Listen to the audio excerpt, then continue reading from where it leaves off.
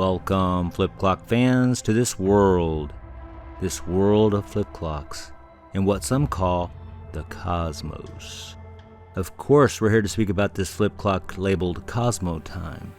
But since, as you may know, everything around here is connected to flip clocks, we're going to touch on a little more, including some, until now, obscure company history, as well as some Greek and modern philosophy. All because of this flip clock right here. The cosmos.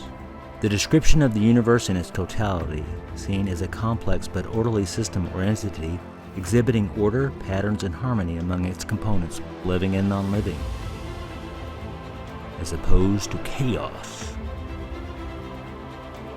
It was the famous Greek philosopher Pythagoras who first used the term cosmos, ancient Greek kosmos, in the 6th century BC to describe the order of the universe.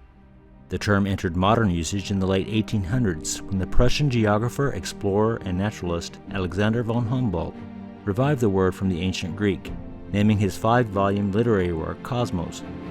Cosmos promotes a holistic perception of the universe as one interacting entity.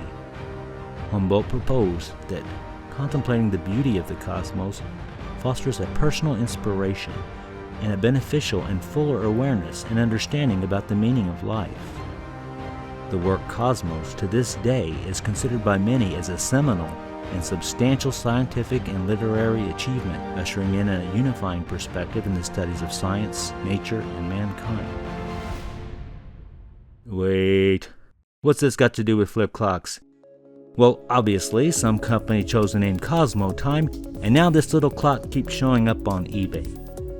Now, being the discriminating flip clock buyer and collector that I am, I ask myself, now why in this wide world of flip clocks would this Cosmo Time flipper be priced so high? There's really no explanation in the listings, and often it seems sellers will feed off each other on their pricing until someone finally realizes, hey, maybe this isn't worth $150 after all. Because it kept coming up, I thought I'd better do some investigation about this clockmaker and see if I was missing something. Google searches, not surprisingly, were helpful, but only to fill in the gaps. There's no freely available history of the Cosmo Time Corporation on the internet. Until now, maybe. It was newspapers.com that revealed an article in the Spanish-language newspaper El Miami Herald in the July 6, 1980 edition, page 12, that helped me learn the basics about this company. So, after brushing up a little on my Espanol, I was able to pin down more or less the who, what, where, when, and why there was a Cosmo Time Corporation and what eventually became of them. Cosmo Time was based in Miami, Florida, and founded in 1975 by a group of Cuban immigrants, Joel Newman, Victor Suarez, and Jorge Rodriguez. These 3 men left Juliet Electronics of Miami, as you may know, also a maker of flip clocks, primarily flip clock radios, to form their own company. The company initially focused on the manufacture of many types of clocks and lamps in their Miami factory. But in 1978, they went back to their roots, from Juliet, and began the production of digital clocks and radios as well as other electronics. Cosmo Time opened an electronics manufacturing plant in Hong Kong initially, then moved production to China because the labor costs were cheaper, according to the article. Their business plan seemed to be to keep the clocks priced lower than their competitors, who were, according to the article, General Electric, Tally Industries, and Sunbeam. For this reason, according to company president Joel Newman, their lowest priced digital clock retailed for $9.95, which he claimed was $10 lower than their competitors.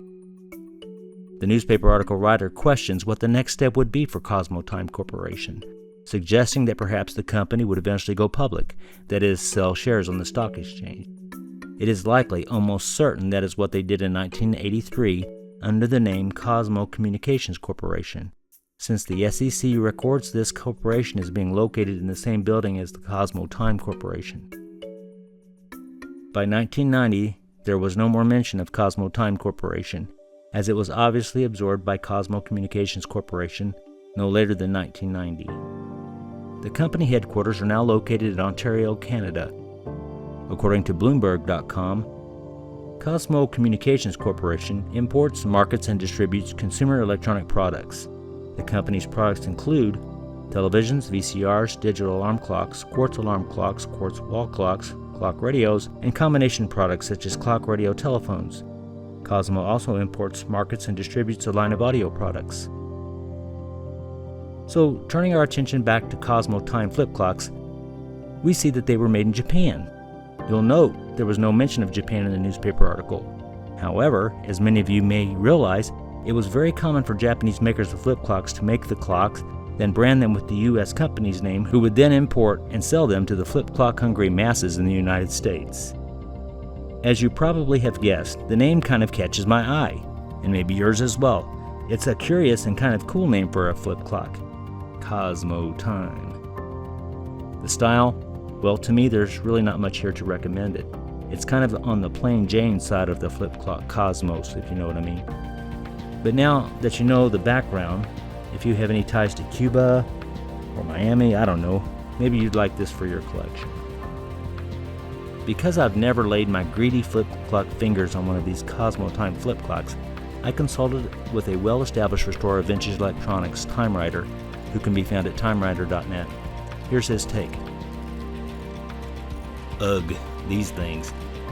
It's hard to say that they don't last very long, and they use the notorious movements found in many older Senkyo clocks of the era. They are quite fragile. The tines, these are what we call the extensions that hold the tiles back, are usually a rubberized plastic material, and they do not age well at all. I would stay far away from it. I'm going to follow that advice. Unless someone gives me one, of course. Before I leave, I want to mention a little milestone the flip clock fans recently reached. Someone finally left me a comment that I consider a badge of honor. Someone named Mascal's Cute wrote, "I don't know how I got onto the flip clock side of YouTube, but I think I'll stay a while." If you're not subscribed, please consider it, and join us on this journey where we uncover hidden history and just have a good time with our hobby. Thanks for taking the time. Danger, Will Robinson, danger.